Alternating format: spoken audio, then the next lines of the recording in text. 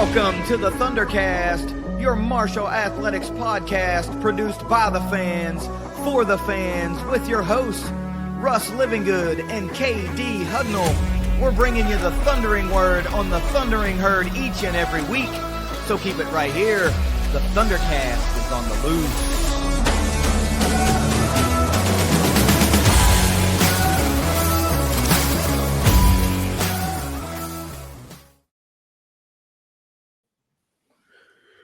Welcome back to another episode of the ThunderCast, and this is now the 10th in our new series this year, where we are getting to know our opponents. This week, we are getting to know Georgia State, and who better to tell us about Georgia State than our friends over at State of Atlanta.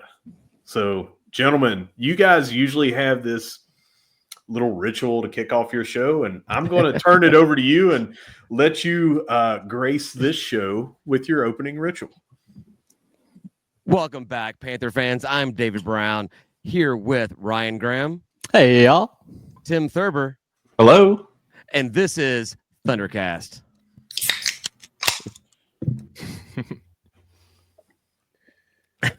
That is not nearly as awesome as your intro to your intro is pretty badass. Well, I think it's pretty badass that you guys start off every show cracking some beers open, and that's the kind of vibe that I think is going to be great on this episode. You guys are going to nail it. I know you are. It's the important things we get right. You know, when you're a fan of Georgia State, if you're not intoxicated 24/7, you're not going to handle it very well. So, all right, so we've got a lot to talk about in this game that's coming up this Saturday. And before we get into that, I'm going to get a little word from our sponsors at Leasure Oliver PLLC. If you've been hurt in a wreck, call the law firm of Leasure Oliver PLLC. Found them at 304carwreck.com. All right, guys, I know I can feel it in my bones. I say this all the time, but this is going to be the one. This is going to be the one. You guys have cheated, and you've watched every other episode that I've done in this Getting to Know series. So you already know what's coming. I flipped the script. I ask what is usually the very last question of people. I ask it and start off that way. So each one of you, I'm just going to go around. I'll do Tim, David, then Ryan. Give me an exact score prediction for this game. 44-27. Not us. All right. Oh, yeah. He didn't say we had to say who has. Just 44-27. Okay. I think this could be. I'm going to go a 30-27 game. I'm not gonna disclose who has what score. Fair enough. No, I'll go with 31-14, y'all. Okay. Oh. All right. We're regressing. Someone's regressing. I mean, we'll get into it, but I don't see our offense doing a whole lot, and our defense doesn't seem to ever do a whole lot anyway. So, so that's what we do. We start off with that. And now we work backwards to see how you guys got to there. So first, I'm going to talk only about the coaching staff. I want to hear you guys talk about the head coach, offensive coordinator, defensive coordinator, and then separately later we will talk about the offense, we'll talk about the defense, we'll talk about the special teams. So we'll hand it that way. Going coaches, I'll just, if you want to take it around the horn or one guy does all the talking, however you guys want to do it, we're fine. Let's start with the head coach and the two coordinators.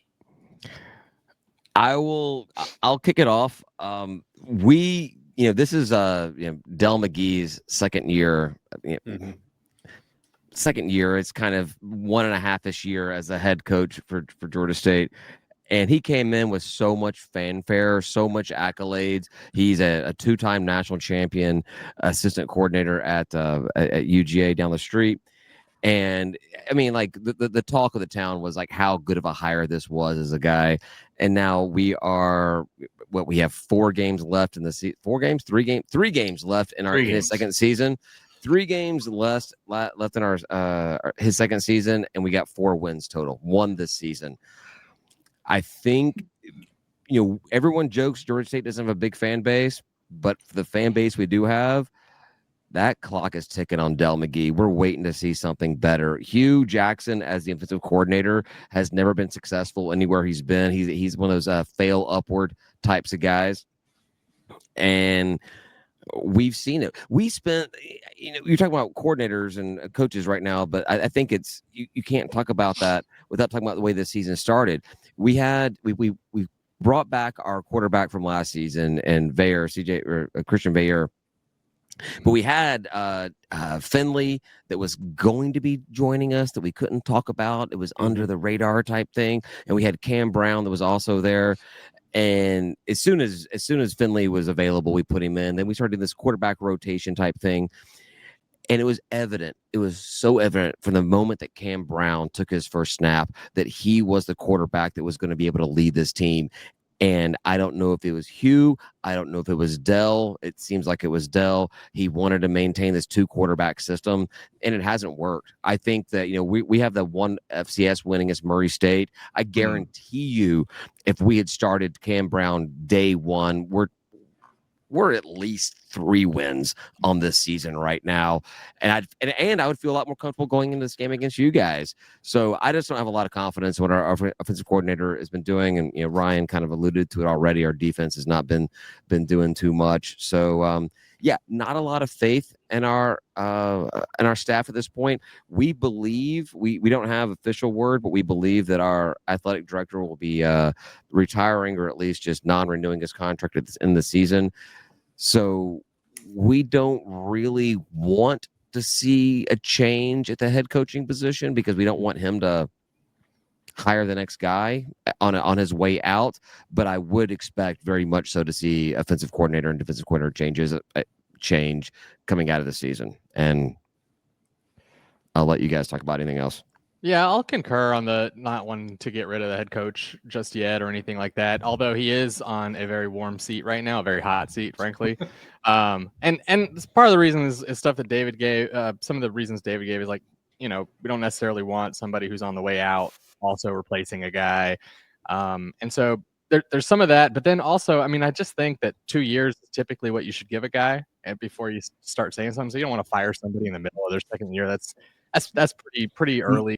But he's got to know that next year has to look different. Just it can't look the same way. Otherwise, I do think in the middle of the year, you give the guy the axe if he's not delivering. So we've had struggles, and I think David covered most of them as far as my perspective goes. But that was what I could add to it, at least. Yeah, I would say, looking at the competition, echoing everything Ryan David said, looking at the competition, we played some of the worst teams and some of the better teams in the Sun Belt. We're giving up about the same amount of points per game. If you want about 40, we got you. We'll cover you. We'll spot you. Now, what we'll score, that's going to be all over the place. We've been in the 20s mostly. So, I don't know. It doesn't spell anything good for us. I think in the last matchup against Coastal, I know Cam Brown hurt his hand or wrist or something. Yeah. And if he's not playing on Saturday, I don't know. I don't know how many points we can score.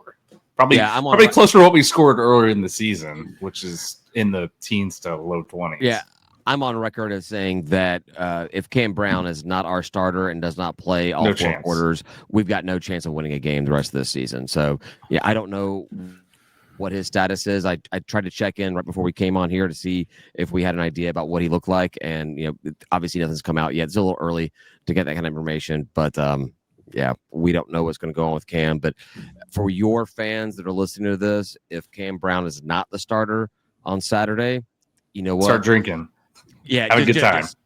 Feel good. Let the tensions release, chill back, and you'll enjoy that game. So that is a great segue in because we're talking about offense next. And let's talk about Cam Brown and what impact it would be. You talked about what he's done. He's thrown for over 1,200 yards. He's got 13 touchdowns through the air and only 1 interception. And I've watched a couple of the games, especially one of those midweek games. And, man, he's great, So let's talk about your offense. I'd like to hear about Cam Brown, and if he's out, if it's going to be Finley, if it's going to be Veyer, and what that would mean.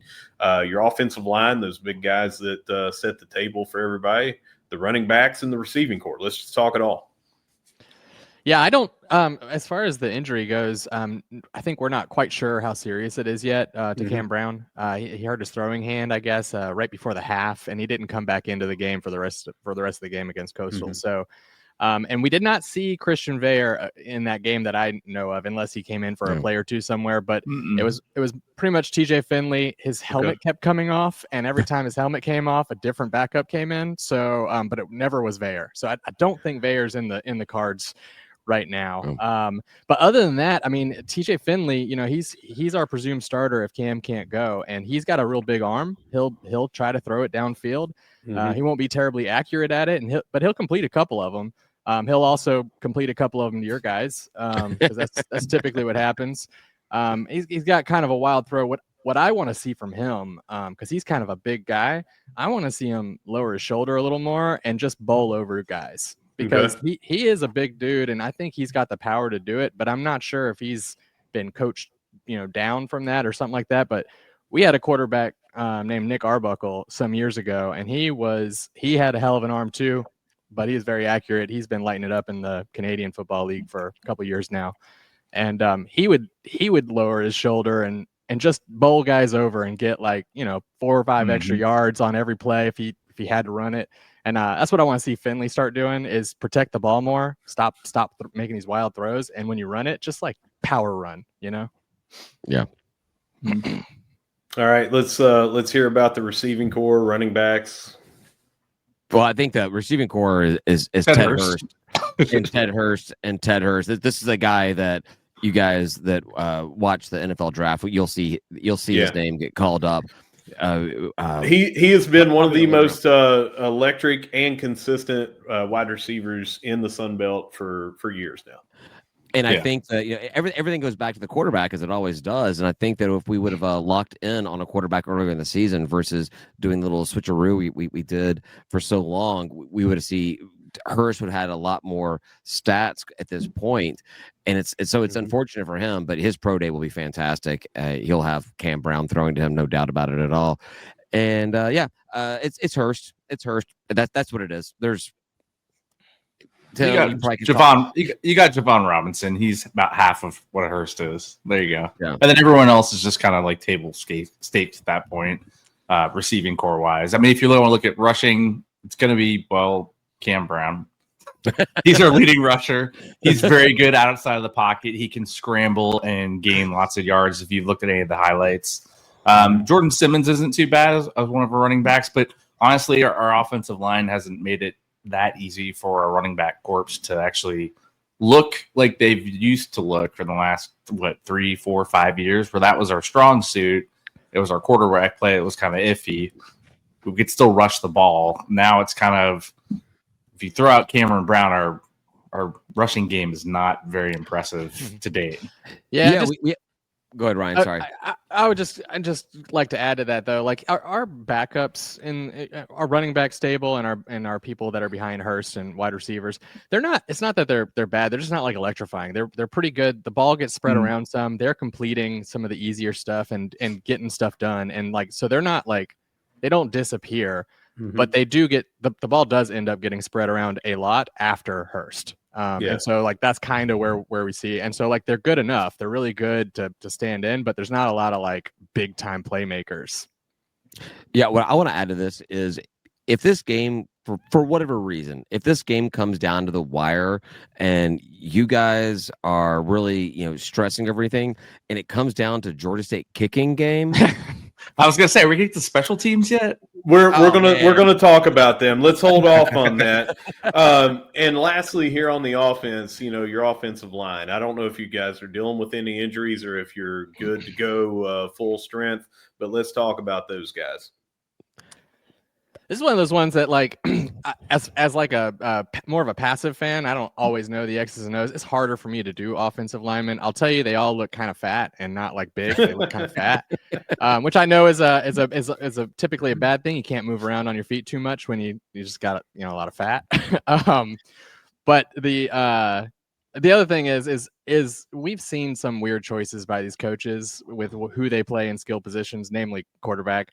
And so to me, as kind of more passive fan who doesn't necessarily pay attention to some of those other non-skill positions. I don't. Oh shoot, I shouldn't say that because offensive line is probably the hardest person on the field to position to play. But for some of those other positions that your everyday fan doesn't look at, I'm just wondering if we don't have the same type of thing happening where we're playing people who maybe we shouldn't be playing or something like that. But they don't seem awesome. It seems interesting. So we had with Del McGee, being a running back coach coming in from UGA, you would think that offensive line is something that he would lean into very, very heavily, and it's something that we had with Sean Elliott when he was head coach here, and we had a great running game, and we did good things up there. You would think it'd be a natural transition, and it just seems to have not been there. So. Yeah, not a lot of faith in there, but it's hard to judge a lot of times when you're so sporadic with who your quarterback's going to be. We don't really know how our offensive line is because all these quarterbacks are so different. How do you block and protect for them? The offensive line's a big question mark for me. All right, so I've got a stat here just because you brought up weight. 304.1. is your average weight on your offensive line because Fun Belt Sports on Twitter, he puts out this every year, and it's one of the things that I look forward to. And Sun Belt has a range of Coastal Carolina at the lightest at 295.2 and Troy at the heaviest at 310.6. So kind of right there in the middle. Marshall's 306.7. You guys are right under 304.1. James Madison 304 even. So right around the middle. You're 7 of 14 in weight. That is the best stat that we're going to give on this show today. All right. I think it makes sense. Coastal, they eat a bunch of seafood. There's no fat in seafood. What the hell are you going to get out of there? That's all garbage. Those guys suck. All right, we're going to go over to the defense now, and again, we're going to hit all three levels. We'll start with your defensive line. Let's back up real quick. Okay. I forgot to ask you for the offense, what kind of formations you're usually going to see. What kind of offense you guys run.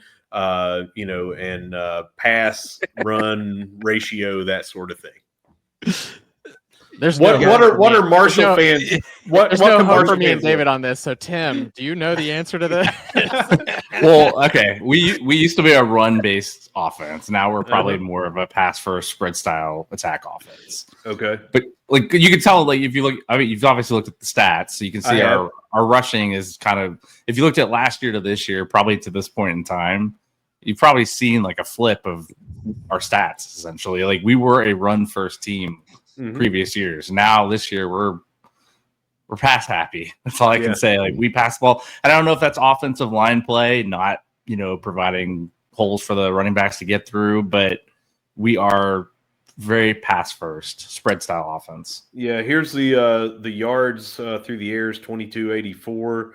19 of your touchdowns through there, and on the ground 1046 rushing yards, 7 touchdowns. So a lot more plays. Let's see, 346 attempts through the air, 267 on the ground. So the ratio is not that different, but the success is overwhelming coming through the air with the touchdowns and the yards. So yeah, our yards per carry is pretty low, unless the name's Cam Brown. If you throw his stats out of the rushing equation, it's pretty low. It gets bad. All right, now we're going over to the defense, and that sound was a good segue. What's defense? Philosophically, what's defense? Let's start there. Tell me more about this defense strategy. You see, one team tries to stop the other one from gaining first down. Somebody call coach. Let him know. Wait, you can do that? Yeah, it's legal. They passed a rule. You can try to do that now. But we're going to talk. Let's talk base. If you guys are in a 4-3, a 3-4, a 3-3-5, whatever you're in, and then let's hit defensive line, linebackers, and defensive backs. I'm going to defer, just like Ryan did. I'm going to defer to Tim on this one. Okay. So Russ, man, we're 4-2-5. All right, you're in a 4-2-5. Okay. Yes. Go ahead. Yeah, Tim, you run with it. Run with it. I mean, well, I think we're all going to tell you the same thing, which is basically we don't really play defense. I mean, we do, but it's not very good. If you're a P5 team, we'll spot you 60 to 70. If you're a G5 team, we'll spot you around 40. If you're an FCS team, we'll spot you around 20 to 25. So I'm liking what I hear where do so far. y'all fit in there? You know, if you're on the upper echelon, maybe you get like 44. I don't know. We'll see. But yeah, defensively, no, we're not stopping much of anything. No, We've not at all. we've got like the capacity to make a big play here and there, and we saw some of that early on in the season and kind of got excited. We were like, oh man, our defense might actually be pretty good, but this is against, like Ole Miss, who's got one of the top tier offenses in FBS this year. So it was like, all right, well, if we make a couple big plays against one of the best offenses in FBS, we'll probably be all right.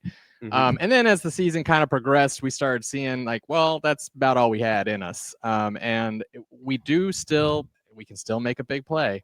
And that happens every now and again. But our baseline play is really like let them run, essentially. I mean, you see Coastal like ran all over us. It was like abysmal. There were a couple plays in there. I was like, there had to be holding in there, and it just they were calling holding plays. It wasn't like they weren't calling holding, but there were just huge gaps in the defensive line to run right through. So, well, I feel like we've seen like moments of grandeur. Like we played Jimmy Madison, who's now just been ranked number 25 in the coaches poll. We lost 14-7. That's a 3-score game, not a 3-score loss. It's a 3-score game. We lost 14-7. We held Jimmy Madison to 14 points. We only managed 7. I mean, that's probably our most. That's probably our most winnable game that we've had that we didn't win. 7-0 at the half. You guys are up 7-0 at the half. Yeah. Everyone's confused. Everyone. That way. And we all can agree that purple is an ugly color, right? And my high school team was purple and gold, so it's the same as them. So. Nope. It's a great purple, just like Marshall's green. I like Marshall's green quite a bit too. Marshall has the best green out of all everyone.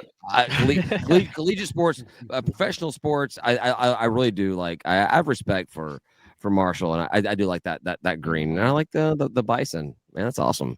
I love the Kelly green, and obviously it's my team and everything, but I do think that I'm not biased because I hear a bunch of people say our Kelly green is better than other people's Kelly green or shades of green and things.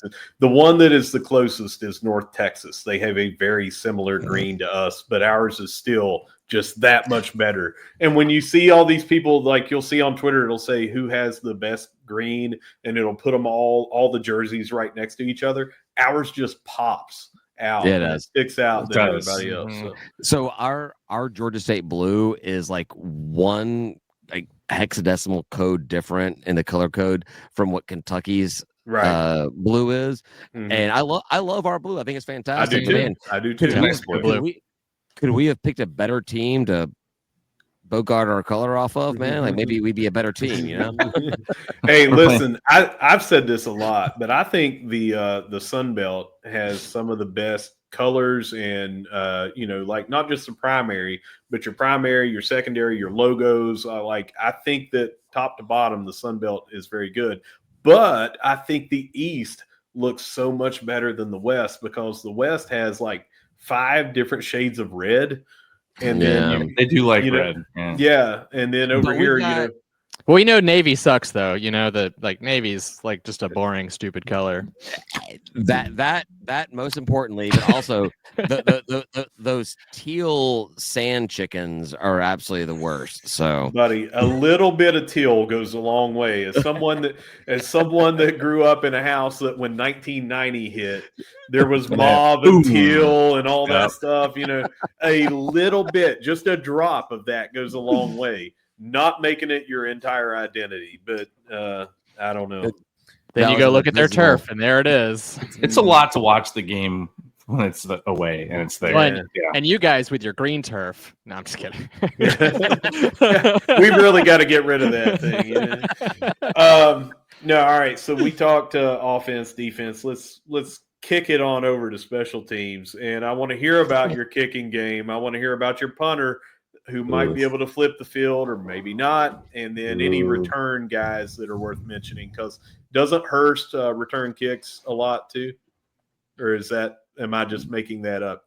I thought he did last year. I thought he returned. I think that may be out of his NIL contract for this year. No, our kicking game has been lackluster, if that's the way you want to put it. That's nice to say. Yeah, we're not good in the kick game. Like, not just field goals and extra points, but like the punt game, the kickoff. The special teams has been a struggle not for Georgia special State this season. I just looked. I was curious I was curious how many field goals we actually have made this season. We're 3 of 10. 3 of 10. 3 of 10. Wow.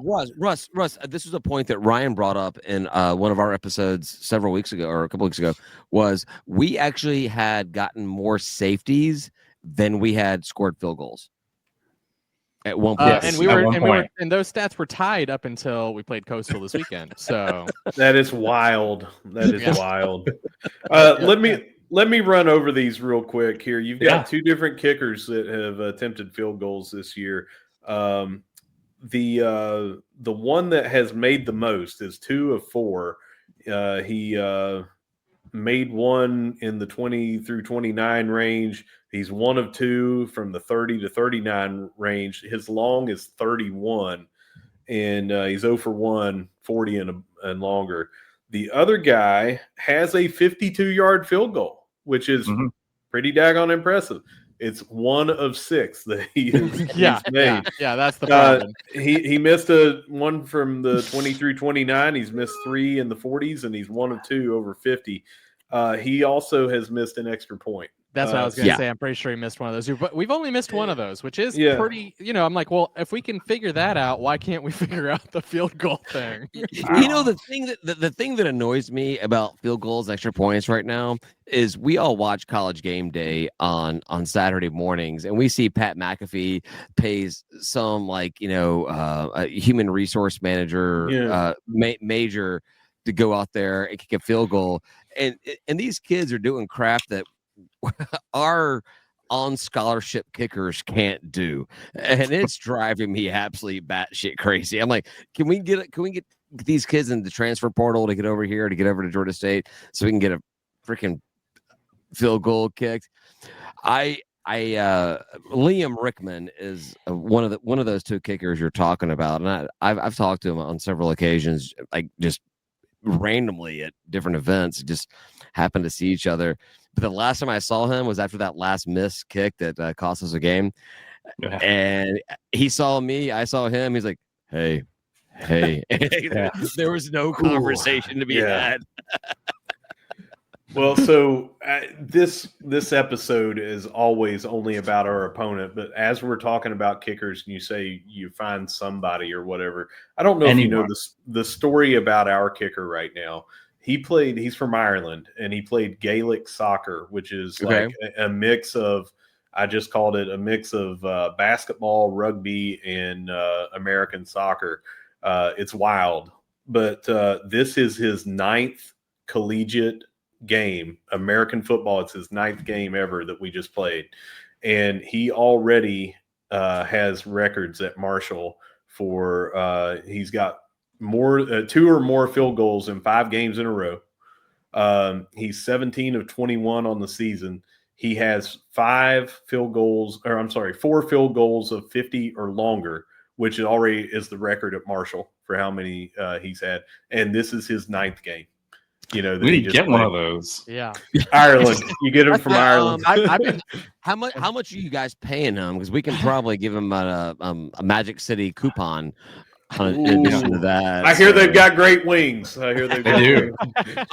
I've heard that too. I have no basis of reference though. All right, so how about the punting game? I think it's decent. I mean, stats wise, we don't script too much, right? This year, our punts are pretty decent distance wise. Kick wise, they're pretty good. Coverage. We're getting lots of practice. coverage has been pretty sus. Like the yards after, I don't know, what is it, yards after catch at that point? I don't know how we measure those. I've never seen that stat, but teams, the receiver on a punt tends to be able to get more yards than everyone probably thinks they should, and that kind of sucks. And sometimes that can be on the kicker. It's always hard to tell, but our coverage team kind of sucks at kickoffs too. So, gotcha. Yeah. Any return guys that we need to hear about on the punt return game, or nah. No. Seriously, sorry we're so boring on this one. No, but, man, listen, nobody dude, stands listen. out. Listen, Russ, I'm just saying I'm sorry to give you bad content tonight, but man, dude, this is great content. What are you talking about? He's like, I love it when you're all like, you're gonna win. I would imagine You're gonna win. I imagine there's some West Virginian in their trailer park right now, just in their tiny little commode, just having a blast listening to us talk about how bad you guys are going to beat us tonight, or next week or Saturday, whatever it is. So David, they're called hollers. It's the only way.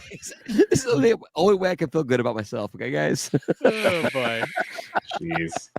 Do you have your Twitter handle down there, David? Because you're about to get some messages. I'm gonna add. I'm gonna put It's it up. not there hard right to find now for them. you. Hey, look, at least these herd fans don't burn couches and shit. That's right. Oh, That's I'm sorry. right. I don't know. Language is okay, but we're civilized here in Huntington, West Virginia. All right, so we've talked about the offense. We've talked about coaching, the offense, defense, the special teams. Now let's talk about the game itself, like our fans coming down there. Just a little bit of history here. This coming Friday will be the anniversary of our horrific plane crash in 1970. Yeah. Historically, it has been advantageous for us to have that game at home, not because of the game, but because of all the memorial services and events that the players and coaching staff and fans will get to attend and go to.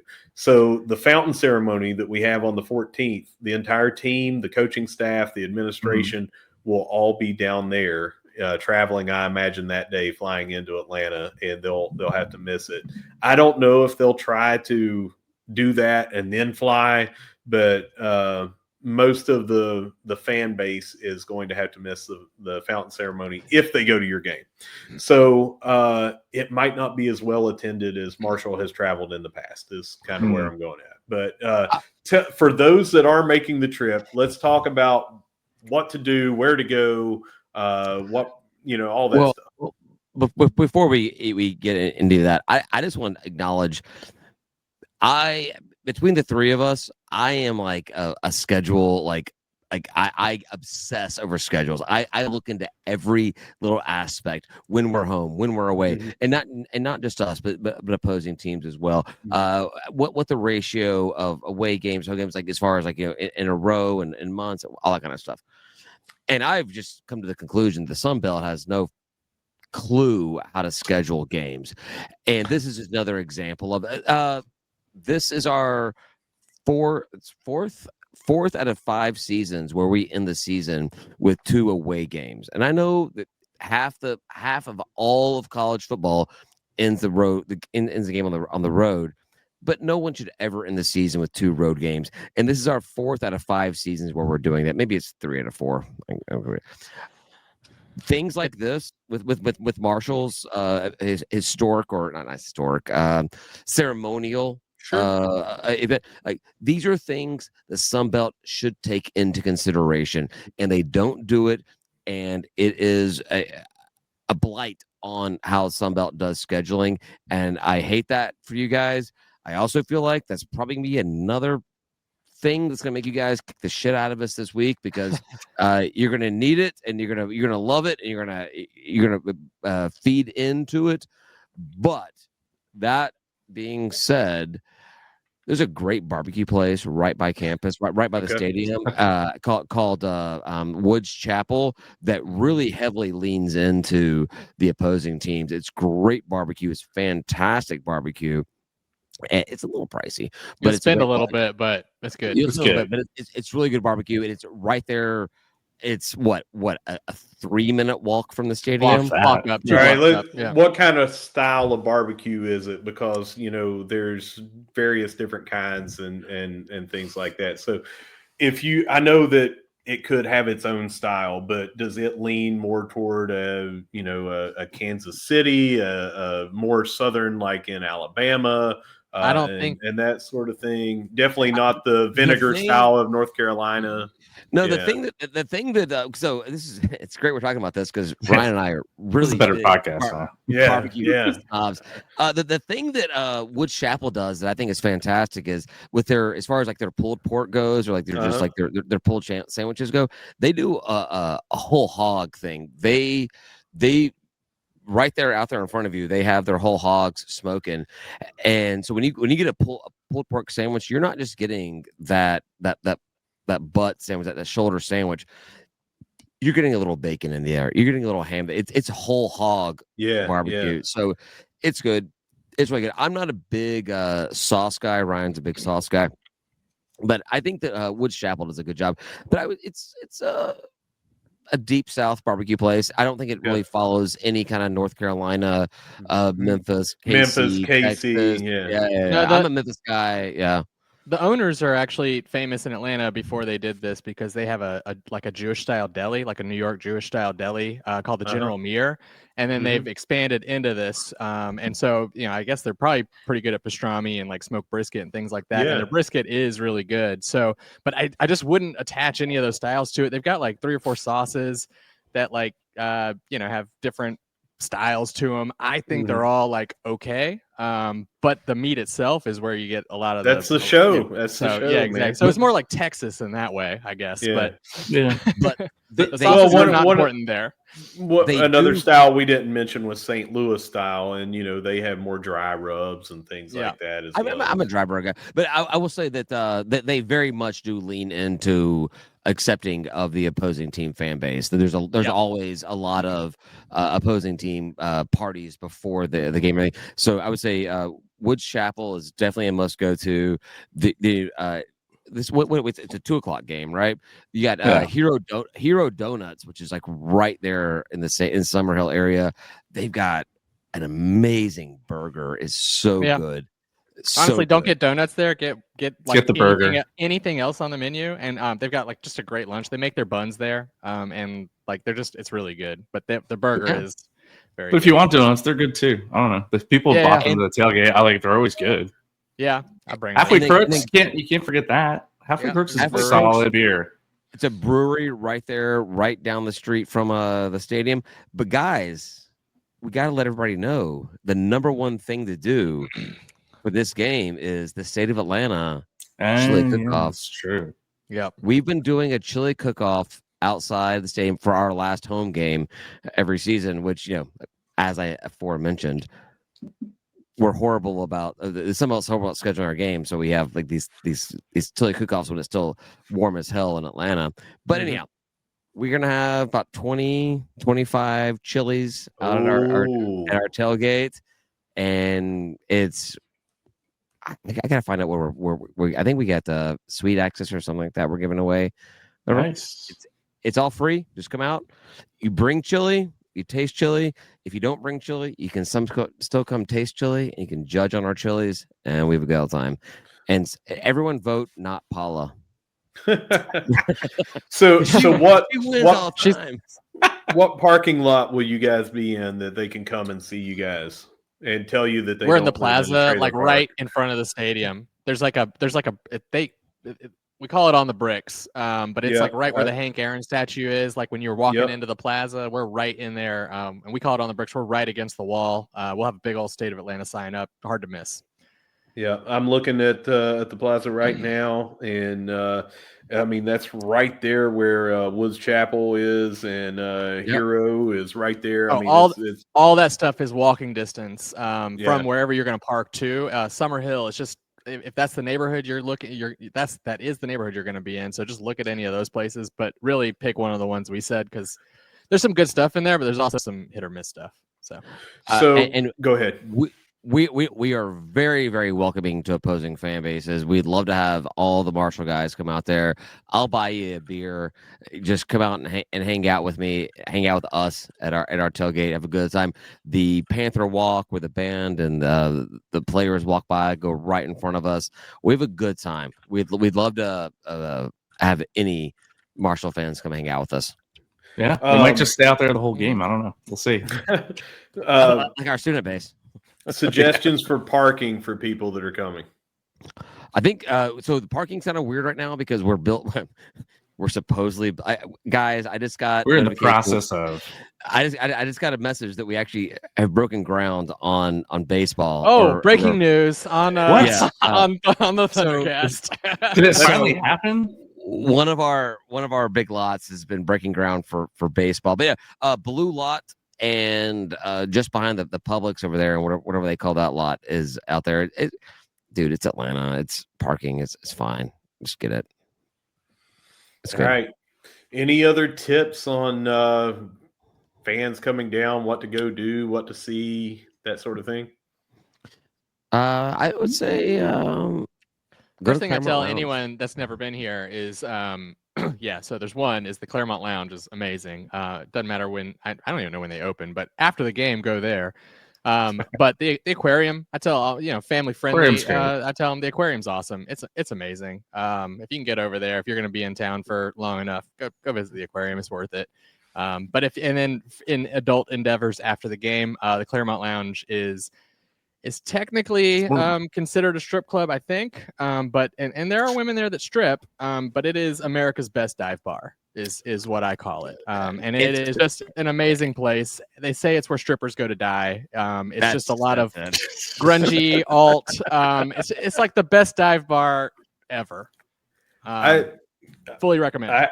I have to say, I'm going to have to call my sponsors up and apologize for all this. Oops, it's all right. It's fine. It's fine. There's people that are listening that may not like that. There are people that are listening that may like that. I never know. I never ask, right? So it doesn't come up when I'm talking about football. Usually. Well, I gave two options. I gave the family-friendly one and the adult one. You know. Our stadium is walking distance to the Atlanta Zoo, so there's also you go to the zoo. Yeah, that's true. And I'll tell you what, the best thing about the Claremont is they're like $2 tall boy PBRs. So like, and that's what I'm selling here, you know. And that's the best thing. Oh, dude. Russ, will you making the trip to the? I won't. The game? This will be the second game that I have to miss, and it is the only two that I'm missing. I had to miss the Coastal game, and I'm missing this game. It's schedule wise, it's just not ideal for me. My wife is working out of town. We don't need your details and everything like that. I'm just saying we've been doing this podcast we've been doing State of Atlanta for 6 years, and we've talked to pretty much every team we've ever played, at least in the Sun Belt, and we've never had another podcast stop by our tailgate. So you guys have been on my list because I've never gotten to go since we joined the. I've never gotten to go to Statesboro and never gotten to go to Atlanta. And you're not missing anything. In the East, that's the only two that I haven't been able to go to. And Russ, I've never been to Statesboro either. So well, I want to go to them all. And fair enough. And for you guys, this is the second time now that something has come up to where I had to cancel my trip because preseason I wanted to go, and I was like, so now I have to wait unless there's some kind of scheduling, now that we're going to 13 teams for a season and 14, we don't know how the schedule is going to work out. It will probably be 2 more years before I'll be able to make the trip down there. And I really wanted to be there Saturday, but I can't. What is your thought on that? Do you like to keep this is your podcast, so just shut me up whenever you want to. But what is your thoughts on the divisions? I'm pro divisions and Sun Belt. What are your thoughts? I'm pro divisions, and I think some of these other conferences should have kept divisions as well. Right. I think that helps with rivalries. I love the travel in the SBC East. I think the SBC West has the same kind of travel thing. it's going to also throw away. I mean, like right now, I know because we're going to Atlanta this year. You guys are coming to us next year, and Right, I like exactly. that.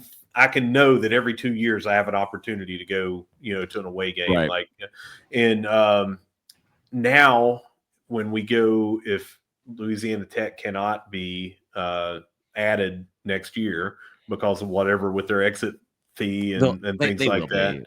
You guys figure will it out. like it. But They'll be. if they can't, let's say they can't, Sunbelt's already said that they would go without divisions for that 1 year, and it's going to mess things Oh, up. really?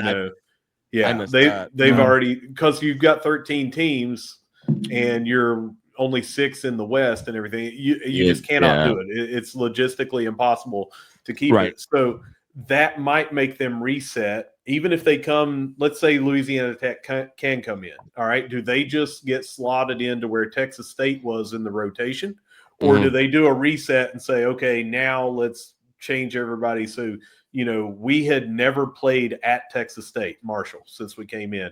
We played Texas State one time and they came here this year for us to play. So it was going to be another 3 years before we would go down there. So are we not going to play at Louisiana Tech for 3 years? You know what I'm saying? So it's Right. We don't know if they're going to get slotted in or if they're going to redo everything, but they have said they want to go back to divisions when we get 14 teams, which might be next season. It's just all depending on if Louisiana Tech gets to come in immediately, which is everyone's desire. Louisiana Tech's desire in the Sun Belt, but Conference USA wants more money because they are contractually obligated, same way Marshall was, Southern Miss was, and Old Dominion. Yeah, the three of us were. Yeah. I like the divisions, even though we're in the harder division. I like the teams that are in the East Division. The East Division is definitely the more challenging over the two. The West Division, like you said, it's too much red colors everywhere, so they suck. All of them.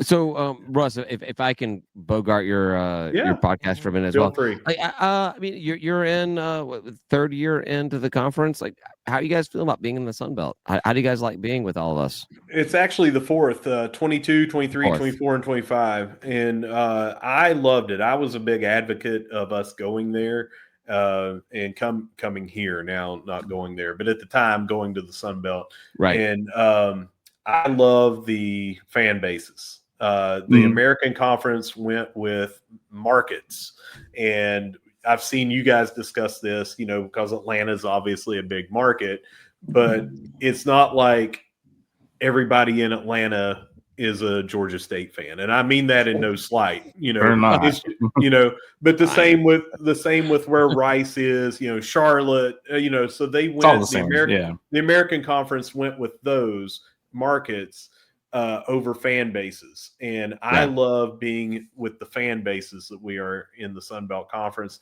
I love the teams and the passion that the fans have for these teams.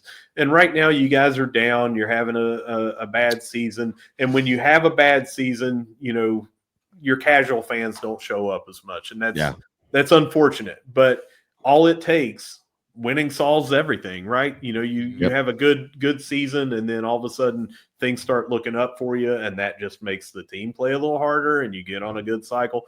There are some really good teams in the Sun Belt, and like right now, App is down, but App is generally one of those that have great fans that travel and great fans that show up and sell out their stadium, and we like to travel at Marshall.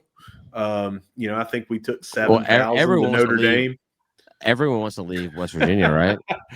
Oh, you're just begging for people to come over. He's like, let me give you another reason to tweet at me. Did you notice that he did not have his Twitter handle before, and now he added it? And he's like, look, let's just poke him a little bit more. All right, but we're going to wrap up in just a second. Sir. But we've talked about coaching, we've talked about offense, we've talked about defense, special teams, things to do on the road trip for our fans that are coming down here. Now I want to talk about you guys, state of Atlanta. Tell me how this got started, how long you've been doing it, where they can find your content. I want all the Marshall fans that are watching or listening to this to come over and view your stuff for this week, previewing the game. And then after the game, whatever recap you may have, tell us where they can find you on socials and to find your content. Take it away, David. I'll give you the short and dirty on this one. I moved into downtown. I was taking the train to work, and I was listening to podcasts. Like, man, I want to do this. What is the most underserved market and that I'm addicted to? And it was Georgia State. And I got Ryan to join me, and our plan was to have a random fan join every week, but Tim was the random fan every week, so Tim became our permanent third, and we've been running with it. This is we're going to record as soon as we finish this tonight. We're going to record our 325th consecutive weekly episode running through COVID and everything. And we talk Georgia State, we talk college sports, we a little barbecue, a lot of barbecue, a little Marvel and Avengers, Star Wars, like that. But our format is 3 Georgia State fans sitting at a bar, hanging out. And that's what we do. You can find us on all the podcast platforms, State of Atlanta, on the social media platforms at State of Atlanta, except for Instagram. I can't get Instagram at State of Atlanta. We're State of ATL. But otherwise, you can find us all there. We don't post there anyway, so it doesn't matter. Thanks, Russ. Well, guys, thank you so much. And I tell you, 325 consecutive weekly episodes, that is no small feat. You guys deserve all the praise. Think of how hectic everyone's lives are and things that happen, and you guys have that big of a record, 325. Kudos to you guys for doing what you do. Appreciate it. Yeah, honestly, it's how I keep my sanity. You know, like I'm just like, man, at least I have this one thing every week that's good. especially during COVID, we all like look forward to Tuesday night. Like, sure, I can see that. Yeah, I can see that. Yeah, there's a big thing in Atlanta about MARTA being ride or die. We're like wives or die. You know, that's how we live our lives. Well, guys, thank you so much for coming on the show. I encourage any of the Marshall fans listening or watching this episode to head down to the game if you can make it. Look these guys up. Go to the Chili Cook-Off. Go hit up a Hero. Go hit up, I'm not going to say go to the Claremont. You guys can say that. if you want to, but you should. But go down there if you're making the trip. Go see these guys and talk a little football and talk the game with them. Guys, thanks for being so generous, for coming on the show. Best of luck to you guys this weekend. And I'm going to take us out of here. I'm going to say that whether you see us at the Jack, whether you see us at the Joan, whether you see us at the Dot, or whether you see us down there right by Hank Aaron statue, no matter where you see us, we're going to be saying, go Herd. It's the ThunderCast, and we'll see you in a couple of days.